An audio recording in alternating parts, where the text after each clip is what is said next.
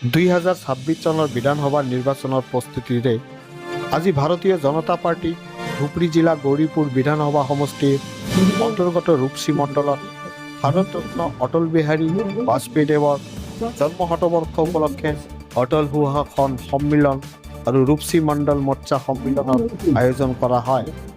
এই সন্মিলন সভাখন বিজেপি ধুবুৰী জিলাৰ জিলা সভাপতি ৰঞ্জিত কুমাৰ ৰায়ৰ উপস্থিতিত অনুষ্ঠিত হয়। সভাৰ সভাপতিত্ব কৰে ৰূপসী মণ্ডলৰ সভাপতি জয়প্ৰকাশ ৰায়। সভাত আমন্ত্ৰিত অতিথি হিচাপে উপস্থিত থাকে অসম প্ৰদেশ মিডিয়া মুখপাত্ৰ বিশ্বজিৎ ৰায়।